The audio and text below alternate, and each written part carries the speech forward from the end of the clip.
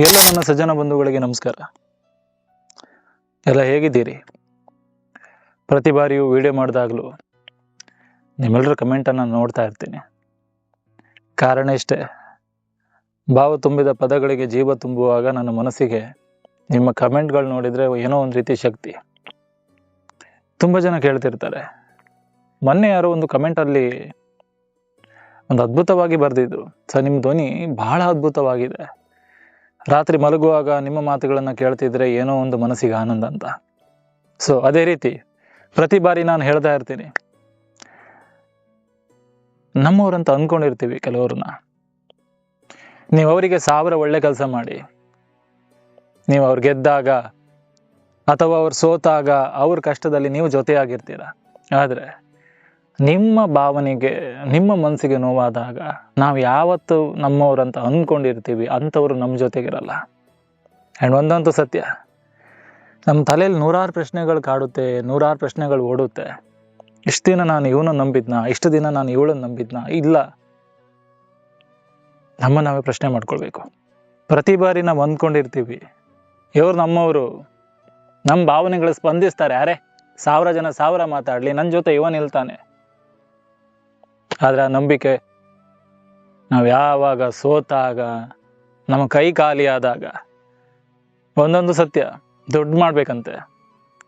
ದುಡ್ಡು ಮಾಡಿದರೆ ಈ ಪ್ರಪಂಚದಲ್ಲಿ ನಾಟಕಗಳನ್ನು ಭಾಳ ಹತ್ತಿರದಲ್ಲಿ ನೋಡ್ಬೋದು. ನಿಮ್ಮ ಕೈ ತುಂಬ ಹಣ ಇದ್ದರೆ ಎಲ್ಲರೂ ಬರ್ತಾರೆ, ಇವ್ ನಮ್ಮ ಅನ್ಕೊಣ. ನಿಮ್ಮ ಪರಿಚಯ ಇಲ್ದವ್ರು ಕೂಡ ನಿಮ್ಮ ಸ್ನೇಹಿತರು, ನಿಮಗೆ ಯಾರು ಪರಿಚಯ ಇರಲ್ಲ ನೋಡಿ, ಅವರೇ ನಿಮ್ಮ ಸಂಬಂಧಿಕರಾಗ್ಬಿಡ್ತಾರೆ. ನಮ್ಮ ಮನೇಲಿ ಒಂದು ಹೆಣ್ಣಿದೆ, ನಿನ್ಗೆ ಕೊಟ್ಟು ಮದುವೆ ಮಾಡ್ತೀನಿ ಅಂತಾರೆ. ಕಾರಣ ಹೇಳಿ, ದುಡ್ಡೇನೋ ಜನ. ಕಟ ಸತ್ಯವಾದ ಮಾತು. ಅದೇ ನಿಮ್ಮ ಕೈಯಲ್ಲಿ ಸೋತಾಗ ನೀವು ಸಂಬಂಧಿಕರನ್ನು ಲೀಸ್ಟ್ನಲ್ಲಿ ನಿಮ್ಮ ಹೆಸರು ಇರಲ್ಲ ನೋಡಿ, ನಿಮ್ಮ ನಂಬರ್ನ ಕಿತ್ತು ಹೋಗಿತಾರೆ. ಯಾವುದೋ ಒಂದು ಫ್ಯಾಮಿಲಿ ಗ್ರೂಪ್ ಮಾಡಿದ್ರು ಕೂಡ ಅವನ್ನ ಆ್ಯಡ್ ಮಾಡಬೇಕಾ, ಅವನಿಗೆ ಅದರಲ್ಲೆಲ್ಲ ಇಂಟ್ರೆಸ್ಟ್ ಇಲ್ಲ ಗ್ರೂಪಲ್ಲಿ ಅಂತಾರೆ. ರೀಸನ್ ಏನು ಹೇಳಿ? ನಿಮ್ಮ ಕೈಯಲ್ಲಿ ಹಣ ಇಲ್ಲ. ಇನ್ ಕೇಸ್ ಫ್ಯಾಮಿಲಿ ಗ್ರೂಪಲ್ಲಿ ಆ್ಯಡ್ ಮಾಡಿದ್ರು ಕೂಡ, ವಾಟ್ಸಪ್ ಅನ್ನೋ ಗ್ರೂಪಲ್ಲಿ ಆ್ಯಡ್ ಮಾಡಿದ್ರು ಕೂಡ ನಿಮ್ಮನ್ನ ಅಡ್ಮಿನ್ ಮಾಡಲ್ಲ. ಅದೇ ನಿಮ್ಮ ಕೈ ತುಂಬ ಹಣ ಬಂದು ನೀವೇನೋ 4-5 ಹೋಟ್ಲಿಗೆ ಓನರು, ನೀವೇ ಅಡ್ಮಿನು. ಈ ಸಾಮಾಜಿಕ ಜಾಲತಾಣಗಳನ್ನು ಇಟ್ಕೊಂಡೆ ನಾನು ನಿಮ್ಗೊಂದು ಎಕ್ಸಾಂಪಲ್ ಕೊಟ್ಟೆ ಬಂಧುಗಳೇ. ಇದೇ ನಿಮ್ಮ ಕುಟುಂಬದಲ್ಲಾದರೂ ಕೂಡ ನಿಮ್ಮ ಕೈ ತುಂಬ ಹಣ ಇದ್ದರೆ ನಮ್ಮವ್ರು ಅಂತಾರೆ, ನಿಮ್ಮ ಕೈಯಲ್ಲಿ ಏನೂ ಇಲ್ಲ ಅಂದರೆ ನೀನು ಯಾರೋ ಅಂತಾರೆ.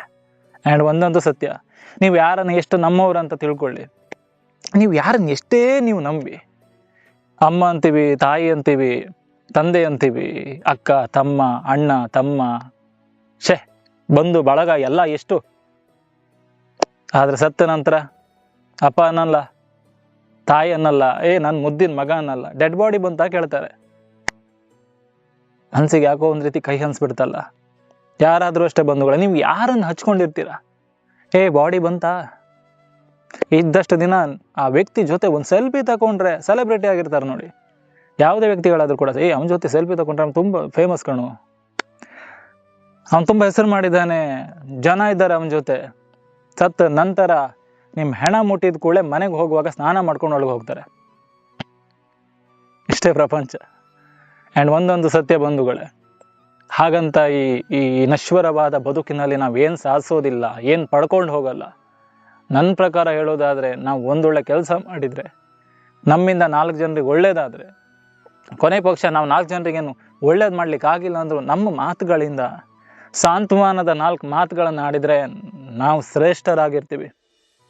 ಮನುಷ್ಯ ಎಷ್ಟೇ ಕೆಂಪಾಗಿದ್ರು ಆತನ ನೆರಳು ಕಪ್ಪಾಗಿರುತ್ತಂತಾರೆ.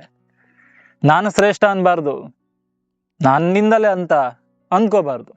ಭಗವಂತ ನನಗೊಂದು ಕೊಟ್ಟಿದ್ದಾನೆ ಈ ಅದ್ಭುತವಾದಂಥ ಜೀವನ, ಸಾಕಲ್ವಾ? ಆ್ಯಂಡ್ ಎಲ್ರಿಗೂ ಒಳ್ಳೇದಾಗಲಿ. ನಾನೇ ಶ್ರೇಷ್ಠ ಅನ್ನೋದು ಬೇಡ, ನಾನು ಶ್ರೇಷ್ಠ ಸಾಕು. ಎಲ್ಲರನ್ನ ಪ್ರೀತಿಸೋಣ, ಎಲ್ಲರ ಭಾವನೆಗಳಿಗೆ ಬೆಲೆ ಕೊಡೋಣ, ಅಷ್ಟೇ. ಭಗವಂತ ಎಲ್ರಿಗೂ ಕೂಡ ಒಳ್ಳೇದು ಮಾಡಲಿ.